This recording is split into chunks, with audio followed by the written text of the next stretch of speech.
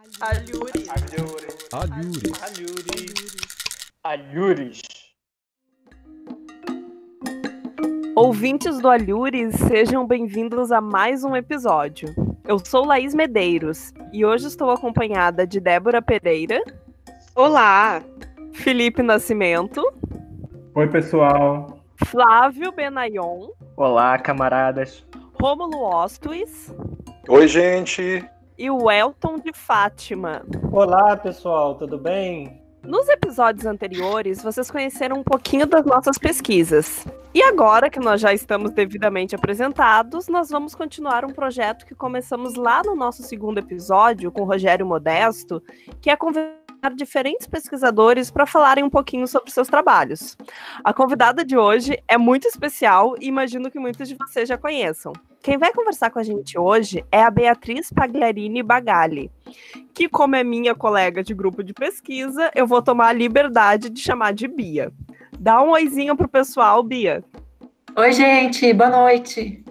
A Bia é graduada em Letras e em Estudos Literários pela Unicamp e é mestre em Linguística pela mesma universidade.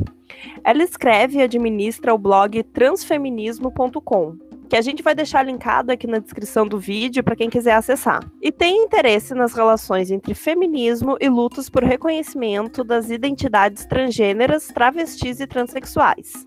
A pesquisa dela se situa na área de análise do discurso, com foco nas tensões e polêmicas entre esses movimentos, abordando questões como corpo e processos de subjetivação. O texto que a gente vai debater hoje foi publicado no primeiro volume do livro Mulheres em Discurso, Gênero, Linguagem e Ideologia, organizado por Mônica Zoppi Fontana e Ana Josefina Ferrari. O capítulo publicado por Bia se chama Movimento de Sentidos e Constituição de Subjetividade em Discursos Transfeministas. Bia, fala pra gente um pouquinho sobre esse artigo e a relação dele com a tua pesquisa. Bom, obrigada, Laís. Bom, primeiramente, agradeço o convite para estar falando aqui no Alhures. Acho muito legal a gente poder divulgar as nossas pesquisas na AD, né? Bom, esse artigo foi direcionado para o nosso grupo de pesquisa, Mulheres em Discurso, né? Que é um grupo de pesquisa que tenta articular questões, as mais diversas questões que dizem a respeito da pesquisa de cada um, que tem a ver com questões de gênero e sexualidade, e a gente pesquisa e tenta fazer uma articulação dentro da análise do discurso, né? Então, na época, eu lembro que uma das primeiras coisas que me veio à mente eu vou fazer alguma coisa sobre transfeminismo, que é o que eu pesquiso, e o que eu tinha em mente era ler textos que eu tinha publicado no transfeminismo, né, e buscar alguma análise, alguma relação teórica, né. Então, eu fiz um esforço de ir para o blog, né, e vale a pena, acho que fazer um parênteses, né, que o blog transfeminismo.com, ele já vai fazer, ano que vem ele já vai fazer 10 anos, então, né, 10 anos acho que não é pouca coisa, né, então ele começou em 2011, se eu não me engano, né, em junho de 2011, então, junto com a Hayley Cas, né, numa época que a gente estava ainda meio que iniciando, assim, uma importação de debates em relação a essa articulação entre as questões das pessoas transgêneras, transexuais, travestis no feminismo, né? E a Hayley me convidou logo por volta de 2011, 2012, né? Tanto participar desse blog, que é um blog que se pretende coletivo, né? E também da página do Facebook, né? Então, já vai fazer quase 10 anos que a gente está produzindo conteúdo, né? E, bom, como eu disse, como eu estava querendo escrever esse artigo que seria publicado para o nosso grupo de pesquisa, eu queria ler textos, né, para tentar fazer alguma articulação. E eu acho que é interessante, talvez, assim, fazer uma breve menção, assim, uma reflexão, né, que uma relação entre a nossa filiação teórica na análise do discurso e o nosso objeto, o objeto que a gente pesquisa, né.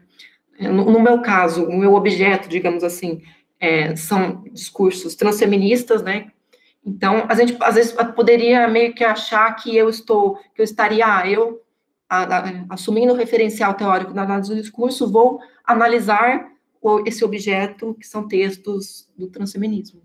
Só que, a princípio, isso pode fazer sentido, mas o que eu estava querendo,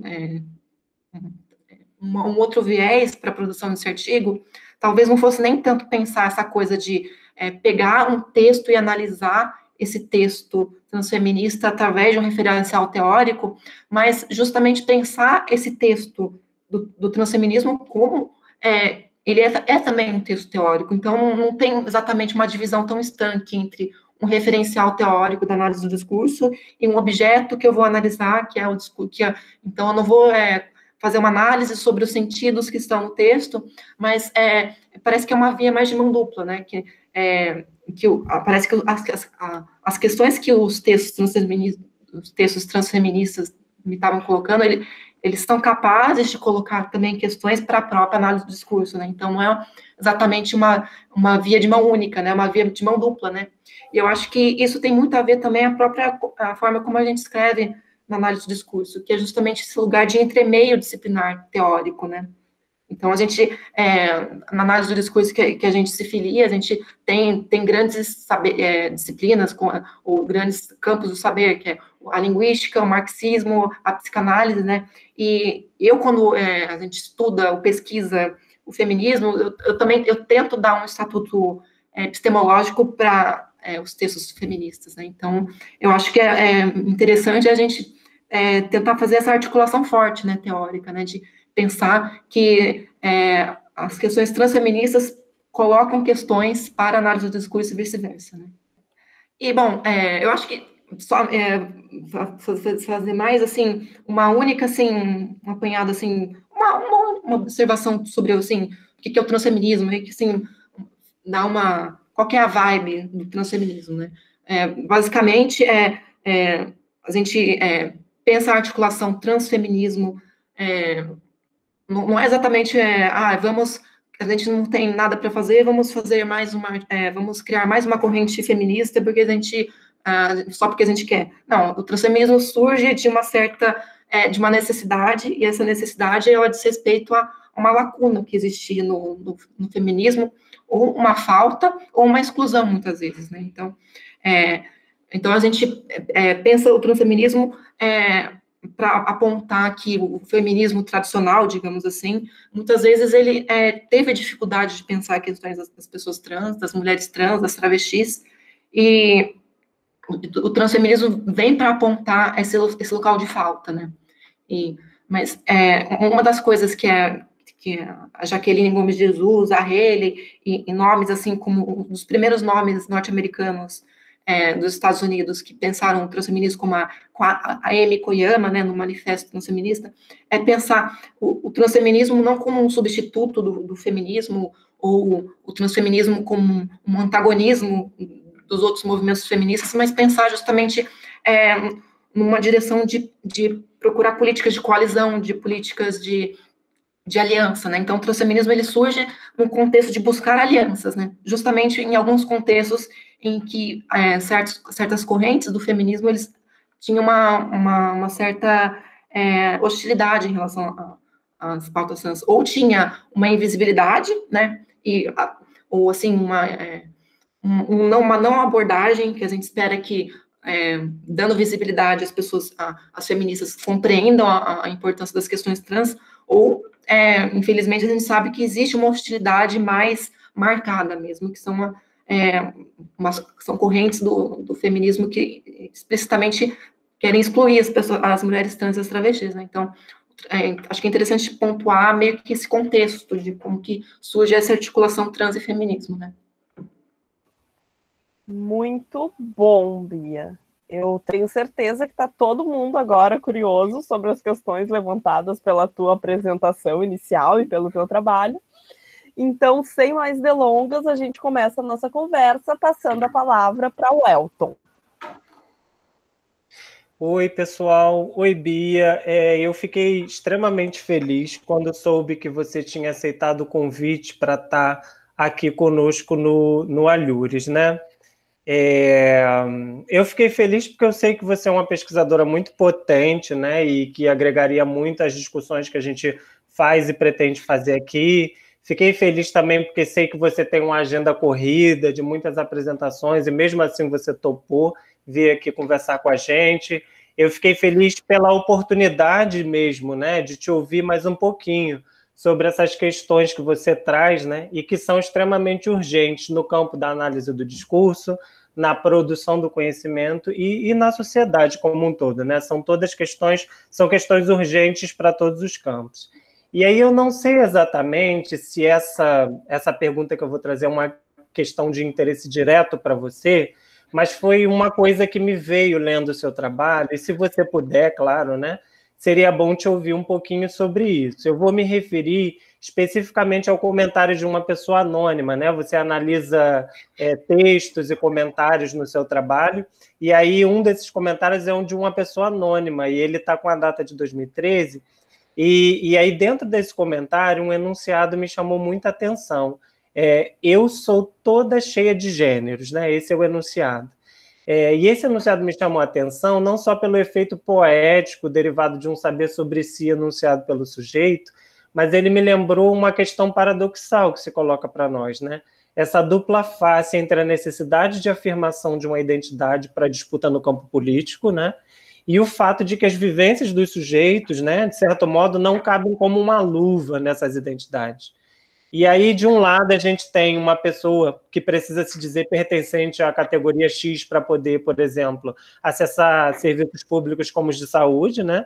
E aí eu lembrei de um amigo meu, que é um homem trans, e ele me confidenciou que durante a transição dele, ele precisava se afirmar homem trans o tempo inteiro, assim, sabe? Para expressar uma grande certeza sobre o que estava fazendo, sobre o risco de não conseguir continuar o tratamento, assim, de ser interrompido, sabe? E aí, de outro lado, a gente sabe, né, que uma categoria como essa, por exemplo, né, não comporta todo o espectro de vivências, modos de ser, de pensar, de agir, de estar no mundo em relação a si mesmo, ao outro, enfim. Há sempre uma incompletude que parece constituir tudo isso, né? E aí eu queria saber, né, como que você vê essa questão, se você poderia comentar um pouquinho da sua percepção sobre isso para a gente, Bia. Sim, Wellington, obrigada, claro. Bom, a sua questão, a sua pergunta, ela logo me vem em mente comentar um pouco sobre as principais categorias identitárias que o movimento trans mobiliza aqui no nosso contexto brasileiro. Então, a gente tem, pelo menos, eu digo pelo menos, 3 categorias, assim, mais fortes atualmente, né? Então, a gente tem a travestilidade, transexual, né? E transgênero, né? Então, a gente tem pelo menos 3 categorias aí com os seus sentidos, alguns sentidos específicos, ou alguns sentidos que não são específicos, porque a gente entende que essas 3 categorias, elas são as pessoas que abarcam, os sujeitos que abarcam essas categorias, eles têm vivências muito semelhantes, então a gente eu acho que é muito interessante a gente pensar o que teria, talvez, de especificidade, o que teria de experiência em comum, né? E é interessante já pontuar que a identidade travesti, ela é algo que é específico de um contexto, talvez, latino-americano, né? De que a gente vai ver que em países, em contextos de língua inglesa, o termo travesti não tem o mesmo sentido que tem para a gente, que eu imagino que em espanhol, até onde eu saiba, a noção de travesti é semelhante com o que a gente tem aqui no Brasil, e até em francês é um pouco mais semelhante, né? Então parece que tem algo assim nas línguas latinas que tem um sentido comum em relação a travesti que não tem tanto em língua inglesa, né? Porque em língua inglesa, se você até existe a palavra travesti, só que ela não é mobilizada como a mesma noção, com o mesmo sentido de uma identidade transgênero, ela está talvez mais associada a uma noção de crossdresser, né? Ou até mesmo uma noção que foi muito patologizada de fetichismo transvéstico, né? Então, já é um outro sentido que já não diz respeito tão intimamente à luta de pessoas trans, né? A palavra transexual, ela entra de uma forma um pouco posterior à palavra travesti. Então, a palavra travesti, ela é um pouco mais, digamos assim, mais espontânea do nosso contexto. Apesar de a origem da palavra travesti ser, se não me engano, uma palavra francesa, né? O movimento de pessoas trans no Brasil, ele surge, a palavra travesti, ela veio primeiro do que transexual, né? Transexual acaba vindo um pouco depois, mas já para um viés mais médico, então já um viés de um controle médico, então de acessar, num contexto médico, de acessar alterações corporais, né? E ainda mais recente, talvez nos últimos 10 anos, a gente tem essa palavra transgênero, que também está muito ligada a um contexto também estadunidense, né, de pensar uma possível categoria guarda-chuva, né, de que tem essa proposta na palavra transgênero de que seria de abranger várias identidades, né. Então, e é interessante perceber que no próprio movimento trans existem tensões em relação ao sentido dessas palavras, né? Algumas travestis não gostam do termo transexual, porque talvez teria uma conotação higienista, porque justamente transexual, ele tem um pouco esse viés médico, então ele dá um sentido mais assim um sentido patologizante em relação ao termo, mas também é um sentido que se opõe à travesti, porque as travestis estão mais ligadas a sujeitos mais marginalizados, né? Então, o transexual se oporia a travesti de uma forma um pouco higienista, né? Então, algumas pessoas transexuais também podem não gostar do termo travesti, porque podem pensar que o termo travesti justamente por estar relacionado a pessoas negras, a pessoas mais vulneráveis socialmente, e que muitas vezes encontram a prostituição como a fonte de renda delas, elas podem interpretar a palavra travesti como um termo muito estigmatizado socialmente, né?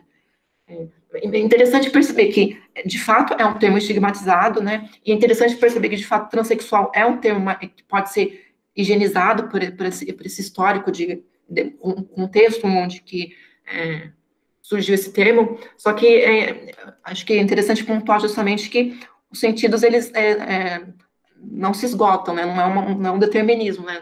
E eu acho que o movimento trans está conseguindo compreender aqui no Brasil que um termo a gente não precisa usar um termo em detrimento do outro, né? Eu acho que dá para usar os dois, dá para usar transgênero também, sem com que o uso de um termo apague as vivências ou especificidades que possam decorrer do outro termo, né? Então, eu acho que tem tensões no movimento trans, mas eu acho que conforme está passando o tempo, acho que a gente está tendo cada vez mais maturidade de compreender os sentidos desses termos, né, e compreender os sentidos de forma crítica, mas, assim, nunca de uma forma muito determinista, né. E é interessante, eu acho que a sua pergunta diz respeito um pouco isso sobre, porque esses termos, eles são os termos que o movimento trans usa para fazer reivindicações políticas, né, e, então, tem, como você disse, né, tem esse aspecto de lutar por direitos, então eu mobilizo esses termos para conseguir direitos, né, mas também diz respeito ao fato de que esses termos, eles não dizem tudo sobre os processos de subjetivação das pessoas, né, então, e eu acho que, por exemplo, algumas das discussões que acabam gerando muita polêmica qual que é a diferença entre travesti e transexual, né? Então, às vezes as pessoas ficam caindo um pouco num debate muito essencialista de querer procurar supostos critérios objetivos para separar travesti e transexual. Uma das noções que acaba tendo que as pessoas transexuais seriam aquelas que desejam fazer a cirurgia de redesignação. Só que esse critério, ele ele é bastante questionável, né? Porque e se tiver uma travesti uma pessoa que se identifica como travesti e um dia ela vem a querer fazer essa cirurgia, e se uma pessoa que é transexual diz que não quer fazer essa cirurgia, então quer dizer que ela, na verdade, ela tem que se reconhecer como travesti e não como transexual, ou que é travesti, então tem que se reconhecer como transexual. Perceba que fica uma coisa muito normativa, né? E eu acho mais interessante a gente pensar que existe muita... não é uma coisa tão estanque, né? Algumas pessoas que, em determinado momento das suas vidas, se identificam como travestis, em outro momento pode se identificar como transexual e vice-versa, né? Não tem uma regra sobre isso, né? Então, os processos de subjetivação, eles vão além dos sentidos dos termos que a gente usa para uma luta política, digamos assim, né? E aí só pontuar só mais um detalhe, assim, sobre a questão, né, que é uma defesa que a gente faz da autodeterminação identitária, né? É interessante, se a gente quer saber se é um critério de verdade, a gente tem que ver como a própria pessoa se entende, né? E às vezes o critério de autodeterminação identitária, ele é muito... às vezes é mal visto, porque às vezes as pessoas pensam que, então se você der a liberdade para que as pessoas se autodeterminem, então agora eu me identifico como um helicóptero cor-de-rosa, né? Então as pessoas, às vezes elas enquadram a questão da autodeterminação identitária como algo absurdo, ou, inclusive, no contexto das identidades trans, como uma pessoa trans que quer fazer uma identificação absurda, ou fazer algo mal intencionado, né?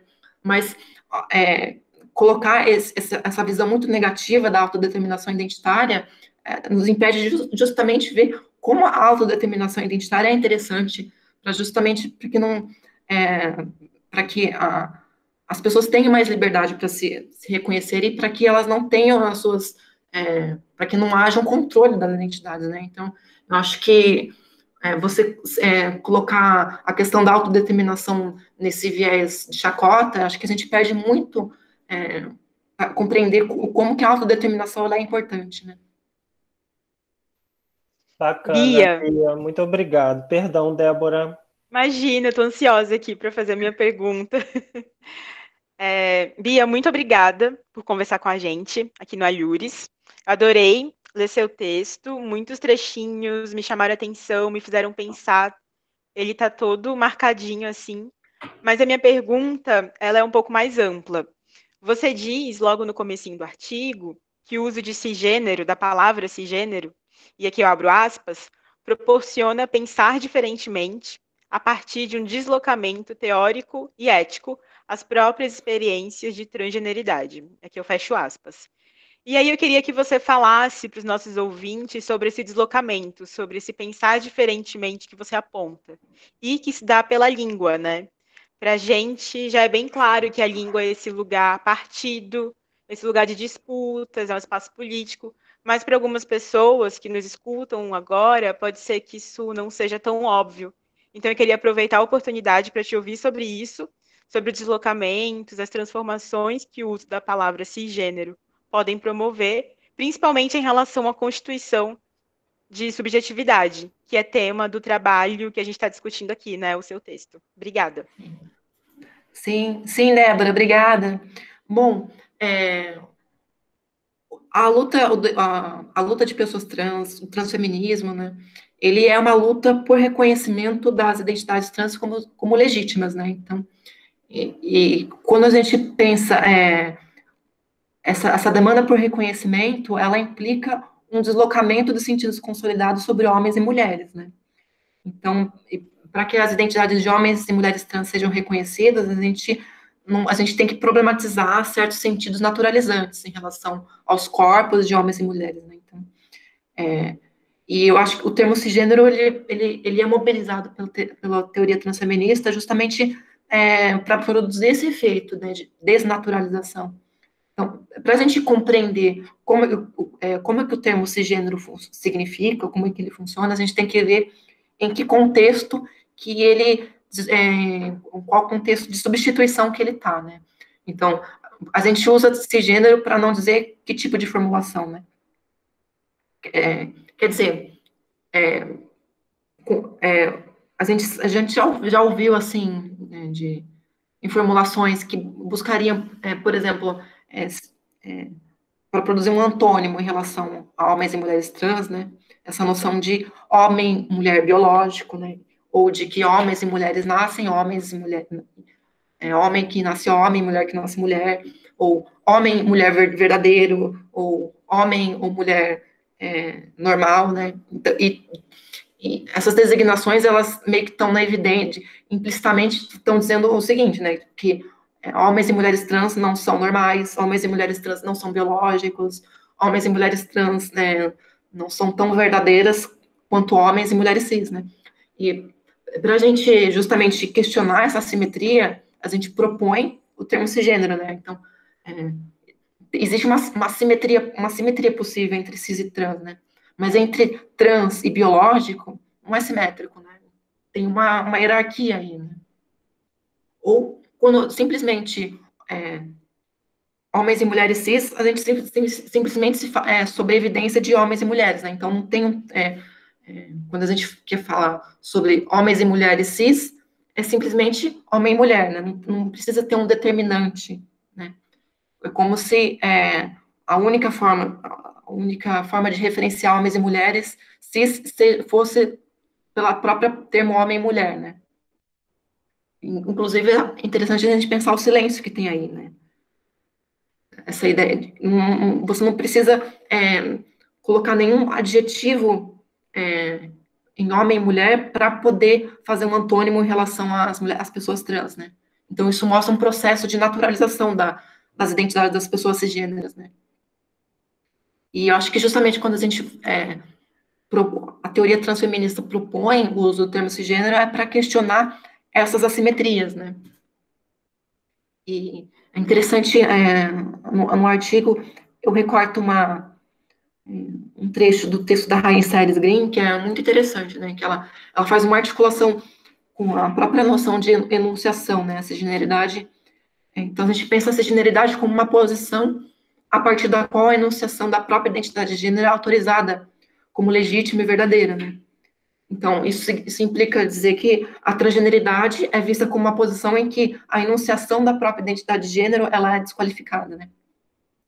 Então, perceba que com esse gesto, a gente, ao dizer isso, a gente está criticando o fato de que a enunciação da identidade de gênero das pessoas trans é desqualificada, né? Então, é um gesto que justamente vai apontar para essa...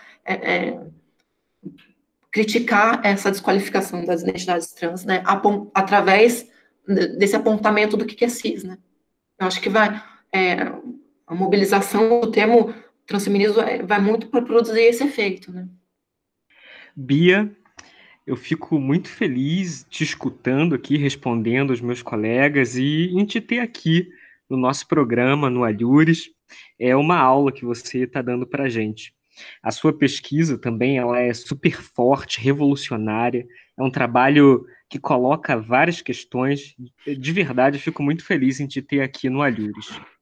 Bem, caminhando para formular minha pergunta, para análise de discurso, sujeito e sentido se constituem mutuamente, de modo que um e outro não são pré-existentes, não são entidades divinas ou naturais. Isso já estamos cansados de ler, né, em Pechet, em Orlandi. Sendo assim, se determinados sentidos deslocam, o sujeito ele pode vir a ser outro. Considerando isso, os questionamentos colocados pelo discurso trans, a cisgeneridade, podem contribuir para que o modo como entendemos o sujeito e o corpo em toda a formação social desloque, constituindo outros sujeitos? Ainda colocando de um outro modo essa questão, o discurso trans, ao deslocar a evidência de normalidade que o corpo cis impõe ao social, com todo o seu regramento, abre toda a formação social para novos modos de experienciar o corpo, até mesmo o corpo cis? De antemão, já te agradeço pela sua elaboração sobre a pergunta. Muito obrigado. Ei, Flávio, bom, vamos lá, né? A sua questão, ela me fez pensar sobre a forma como as próprias pessoas cisgêneras, né, como elas recebem e interpretam o sentido sobre cisgênero e cisgeneridade, né?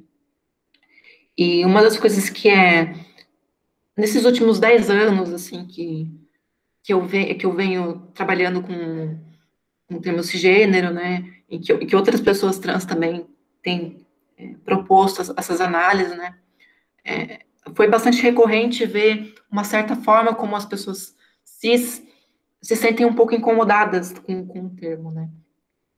E algumas pessoas cis, talvez elas interpretem esse neologismo, essa palavra que vale lembrar que a circulação da palavra cisgênero, ela é relativamente muito recente, né? Talvez não tenha 10 anos que aqui no espaço brasileiro essa palavra circule com mais força, né? E ela começa a circular com mais força justamente através de textos transfeministas, né? E uma das coisas que eu vejo bastante são as pessoas cis que são, talvez elas interpretem essa nomeação da cisgeneridade com uma certa interpelação meio violenta, assim, sabe? Quer dizer, a pessoa sabe que ela não se identifica como trans, mas ela parece que ela ser lembrada que ela é cis, parece que produz um efeito de violência nela, assim. Talvez porque essas pessoas, elas achem que as pessoas trans com esse gesto, elas, talvez, como se elas se vissem confrontadas, assim, ou como se fosse uma certa... como se ao nomear a cisgeneridade eu estivesse pressupondo que ela deva ser cisgênera, ou que ela deva permanecer cisgênera, ou que ela deva permanecer em certos enquadramentos normativos, ou que ela deva corresponder com as expectativas, né? E então dá um pouco essa ideia, né? Mas eu acho que conforme o tempo foi passando, eu acho que as teorizações transfeministas conseguiram meio que mudar essa ideia um pouco inicial, né? Esse certo incômodo que gerou, né? Porque justamente acho que isso toca uma das grandes polêmicas em relação às análises que reivindicam a noção de cisgeneridade. Uma das principais polêmicas que gerou, ou que talvez ainda reverbere essa polêmica, é que vocês estão, ao usar a noção de cisgeneridade, vocês estão assumindo que a identificação com as normas de gênero, elas são absolutas, né? Então, se você está designando pessoas cisgêneras, você está assumindo que elas se identificam de forma plena com as expectativas normativas, né? Bom, a resposta das pessoas trans é não, a gente não precisa pressupor uma identificação absoluta com as normas de gênero para falar sobre cisgeneridades, né? Então, acho que isso vai um pouco respondendo a sua pergunta, né? De que as pessoas cis, elas podem pensar noções nuançadas, noções complexificadas em relação à noção de cisgeneridade, né? Eu acho que tem um espaço de reflexão muito grande a ser feito em relação a isso, né? Eu espero que as pessoas se veem convidadas a pensar a cisgeneridade de uma forma crítica, de uma forma nuançada, né? Porque a gente sabe que as categorias cis e trans, nas experiências dos diversos sujeitos,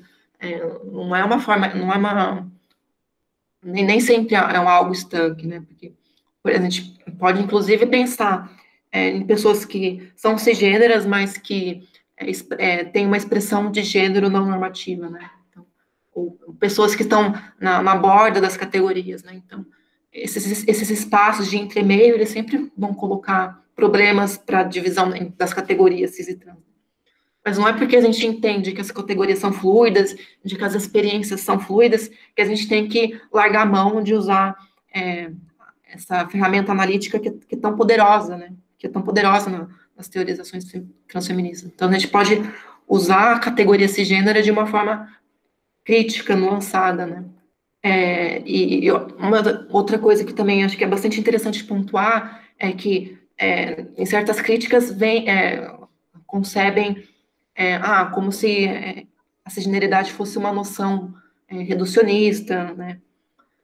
Perceba que, para a gente saber o que cisgeneridade significa, a gente tem que ver como que a transgeneridade é significada, né? Porque a partir do momento que um é antônimo da outra, a forma como a gente entende as transgeneridades vai dizer respeito também das cisgeneridades, né? Então, se eu penso as identidades trans como uma noção reducionista, talvez eu também pense a cisgeneridade como uma noção reducionista, né? Porque justamente, né, se eu defino as identidades trans como aquelas identidades que não correspondem às expectativas normativas, eu vou definir cisgeneridade como as identidades que correspondem às expectativas normativas, né? Mas a forma como a gente vai compreender essa identificação com as expectativas normativas que faz toda a diferença. A gente não vai fazer uma compreensão rasa, da forma como os sujeitos se identificam com as normas de gênero. A gente vai fazer uma análise refinada, né? Então, através de uma análise refinada, a gente não precisa abandonar esses termos, né? Uma das coisas que é bastante interessante pontuar, uma das coisas que eu meio que concluí, né? Ao longo desses tempos, né? Algumas pessoas que são críticas em relação ao termo cisgênero, né? Talvez a gente possa diferenciar duas posições que rejeitam, ou se incomodam, têm críticas em relação à noção, né? Existem pessoas que criticam o termo cisgênero, mas elas se mostram aliadas às pessoas trans, né? Então, existem pessoas que, de fato, são aliadas às pessoas trans, que elas não negam o reconhecimento da legitimidade das identidades trans, mas elas podem fazer críticas em relação ao termo cisgênero, né? Então, o próprio texto tem um texto que circulou há alguns anos atrás, da Carla Rodrigues, né, que ela fala, o cisgênero não existe, né, que ela faz uma crítica em relação ao termo cisgênero, só que ela faz a partir de uma posição que não nega a legitimidade das identidades trans, né. Mas uma posição diferente em relação a essas críticas, né, são aquelas pessoas que justamente negam o reconhecimento das identidades trans, e por isso que negam o uso do termo cisgênero, né? Então, para essas pessoas, vai ser ainda muito mais difícil reconhecer a produtividade do termo cisgênero, né? Porque elas não reconhecem que a luta das pessoas trans como legítimas, né? Então, a gente poderia citar todo o feminismo radical trans excludente, né? Então, pelo fato dele ser trans excludente, ele não vai querer usar o termo cisgênero, né? Então, talvez tenha... Oi? Desculpa. Até mesmo, aqui é o Rômulo que está falando. Eu queria, de fato, dar uma continuidade nessa questão que você está levantando. Não sei se posso já fazer a minha pergunta para você. Pode sim. Mas eu queria emendar um pouquinho essa questão que o Flávio fez, e até isso que você está falando também, especialmente naquilo que você trata no seu texto também, das pessoas que são guardiãs da cisgeneridade, né? E essas pessoas que não aceitam a transgeneridade de algum modo, assim. Eu primeiro, enfim, dando continuidade, eu agradeço por você estar aqui com a gente hoje, é muito bacana poder ler um trabalho seu e também te escutar falando sobre os assuntos e temas que você pesquisa, e aí eu queria avançar um pouquinho nessa questão, que você pudesse me falar a respeito do seu trabalho. Enfim, você disse que a gente pode considerar que diferentes rituais constitutivos da formação social tentam atribuir ao corpo, desde bebê, uma leitura como homem ou como mulher, né? Isso é uma coisa dada à nossa formação social. E aí, assim que o bebê nasce, ou ele é menino ou é menina, não à toa a gente vê uma série de celebrações aí chamadas de chá revelação, enfim, que pode ser simbolicamente uma violência para vários sujeitos, mas para aqueles sujeitos são formas de celebração.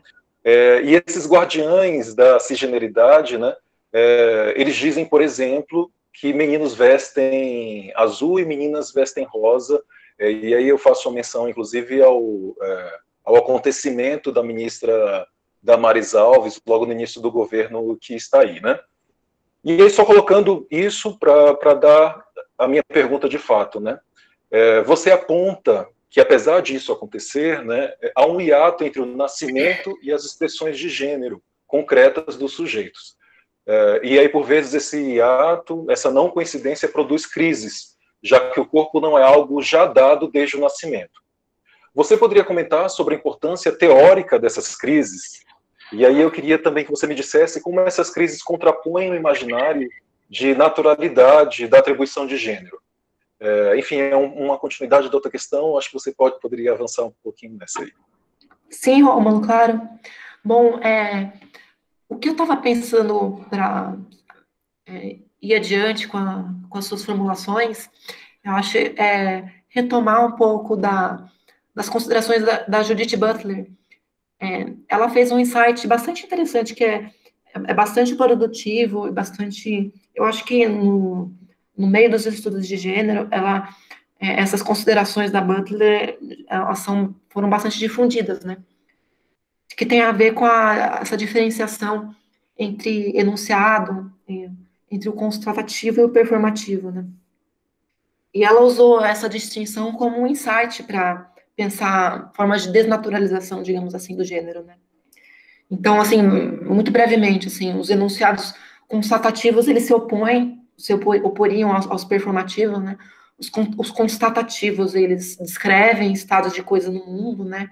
Ou eles transmitem uma informação, né? Então, são enunciados que têm valor de verdade, né? Então, se eu digo que na minha escrivaninha tem um livro azul, eu vou ver se esse enunciado corresponde a um estado de coisas, né? E então, portanto, esse enunciado tem um valor de verdade, né?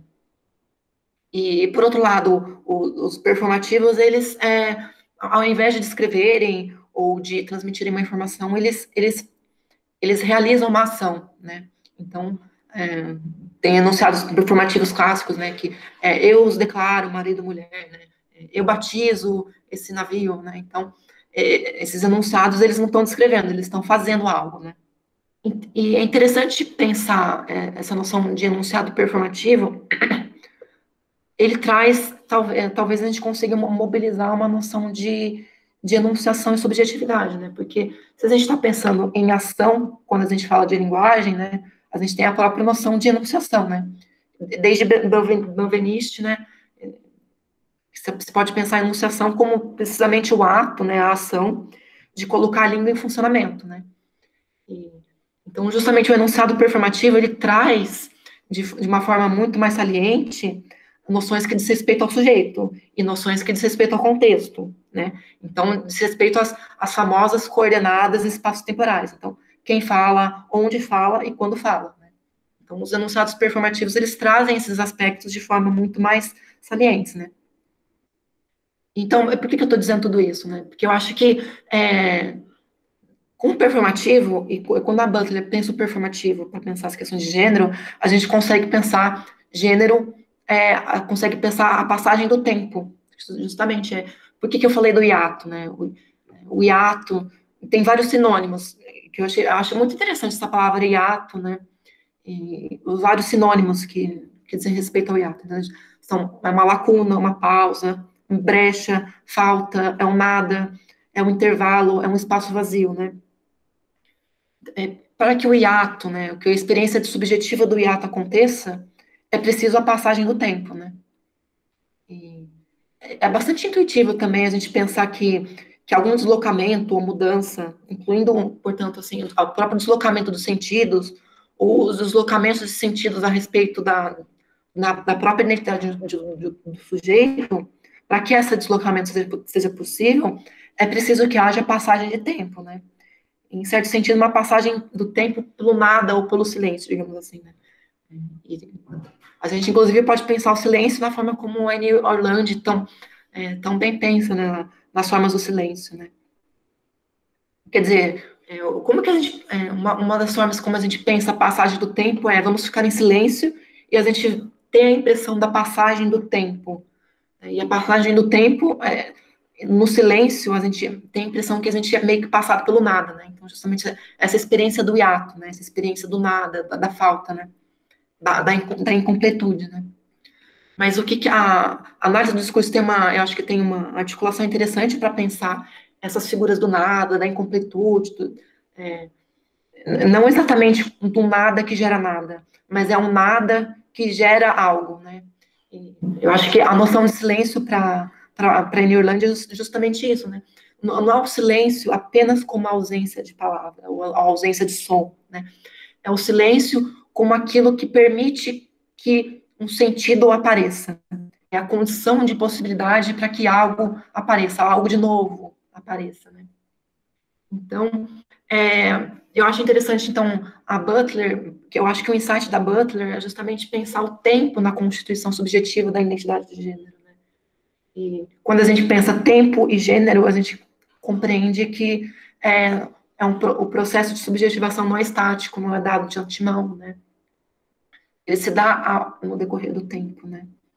Então, se o processo de subjetivação se dá ao longo do tempo, a gente está assumindo que esse processo está exposto à instabilidade, à crise, né? Então, bom, não sei se responde a pergunta, mas acho que são reflexões, essas noções, elas suscitam reflexões muito interessantes. Né?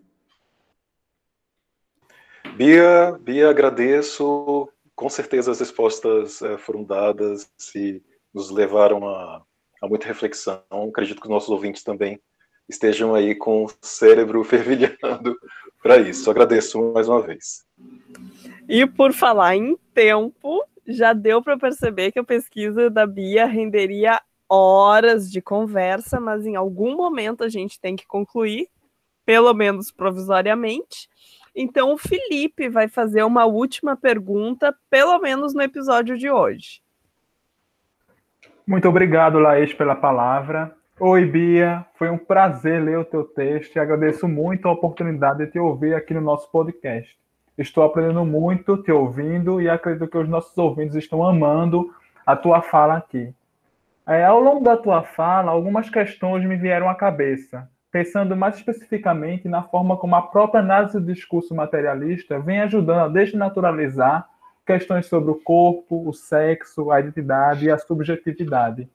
Como alguns sabem, você é uma pessoa que circula para além da academia e a tua prática política permeia a tua reflexão acadêmica.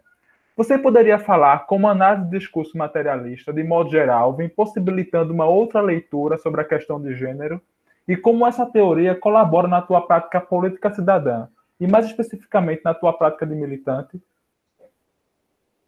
Oi, Felipe, obrigada. Vamos lá. Bom, acho que a análise do discurso, ela pode ajudar pensar o movimento de reconhecimento de pessoas trans, porque, bom, para a gente entrar em disputa por sentidos novos, né, a gente tem que fazer um gesto teórico que questione a produção das evidências, né? Eu acho que a análise do discurso que é pensada através de autores como Péchet, como Enir Land, elas vão justamente onde a produção da evidência é feita e colocar em suspenso essa produção de evidência. Eu acho que talvez não seja necessário um questionamento de maior questionamento de evidência quando a gente está falando sobre reconhecimento das identidades trans, porque as identidades trans, elas foram relegadas ao campo da patologização, ao campo da loucura, ao campo do impossível, né? Então, se tem a ideia de que, para que as pessoas trans, é uma ideia, assim, de que o reconhecimento das identidades trans na sua legitimidade, reconhecer que uma mulher trans é uma mulher, que um homem trans é um homem, é como se isso fosse da ordem, assim, do impossível, como se fosse da ordem do estou pedindo demais, assim, né? Eu acho que justamente esse gesto, assim, de colocar as evidências, assim, de questionar ao máximo as evidências produzidas, eu acho que é muito produtivo para a luta de pessoas trans, né? E, bom, também eu acho que a própria noção de sujeito, de subjetividade, ela é bastante central para a análise do discurso e é bastante central para as lutas de reconhecimento de pessoas trans, né? A análise do discurso, ela tem uma articulação interessante entre produção de sentido e produção e sujeito, né? Então, sujeito e sentido são produzidos juntos, né? E isso toca, assim, de forma muito íntima as demandas por reconhecimento da identidade na militância trans, né? Eu acho que toca de forma muito íntima, né? E, bom, fazendo, assim, só um comentário final, né, a noção de subjetividade trabalhada pela análise do discurso, ela é trabalhada através das noções do Althusser, né, que compreendem o sujeito assujeitado pela ideologia, né, então, questiona um pouco essa visão do sujeito como dono de si, como um sujeito que não seria determinado por outras instâncias, né. E é interessante perceber algumas polêmicas em relação a essa noção, porque algumas pessoas podem interpretar que a noção de um sujeito assujeitado, ela seria antagônica a uma noção de resistência, ou de uma noção de movimento de resistência, de movimento de reivindicação de direitos, porque a gente talvez tenha uma ideia meio espontânea de que, para que a gente lute, para que causas minoritárias aconteçam, ou para que a resistência aconteça, é como se o sujeito precisasse agir. Então, como como se o sujeito precisasse ir contra a ideologia, ou precisasse estar fora da ideologia, de alguma forma, como se ele precisasse ter uma ação quase voluntária ou intencional para que a resistência aconteça, né? Mas eu acho muito interessante a forma como a resistência é justamente uma noção central também para a análise do discurso, e ela não opõe o assujeitamento à resistência, né? A resistência, ela acontece não apesar do assujeitamento, a resistência acontece por causa do assujeitamento, né? Então, é outra relação de sentido. Eu acho muito interessante essa outra maneira de articular essas noções teóricas pela análise do discurso. Bom, por que eu estou falando isso, né? Porque eu acho que tem um eco um pouco dessa discussão através de outras noções no campo feminista, no campo das polêmicas em relação às identidades trans. Por exemplo, quando elas... feministas radicais, em especial as trans excludentes, elas acusam as pessoas trans de não abolirem o gênero, né? Então, tem uma enorme polêmica, nem daria para trazer todos os detalhes dessa polêmica, mas a principal polêmica é de que as pessoas trans estariam reproduzindo estereótipos de gênero, elas não conseguiriam elas não conseguiriam negar o gênero, porque pelo fato das pessoas trans reivindicarem uma identidade de gênero, elas estariam reforçando o gênero, e gênero seria opressão que precisaria ser abolido, né? E eu acho que é interessante fazer um paralelo com a noção de ideologia com o gênero aqui, né? Porque a resistência trans, ela não se dá apesar do gênero, né? Ela se dá por causa do gênero, da mesma forma como a resistência na análise do discurso se dá por causa do assujeitamento, porque é uma condição, porque a gente entende, teoricamente, que o sujeito, para significar, ele tem que estar sujeitado à ideologia, né?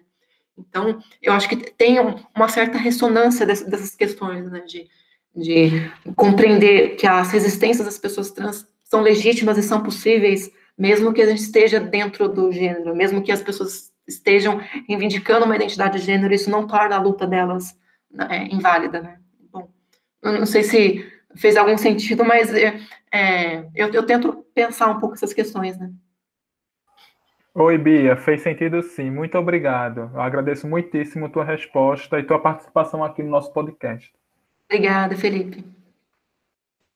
Bom, pessoal, a gente tem certeza que vai sair todo mundo repensando e digerindo muito do que foi falado, e a gente convida todo mundo a conhecer a produção da nossa convidada, seja no site, que está linkado aqui na descrição, seja neste e em outros artigos que a Bia publicou.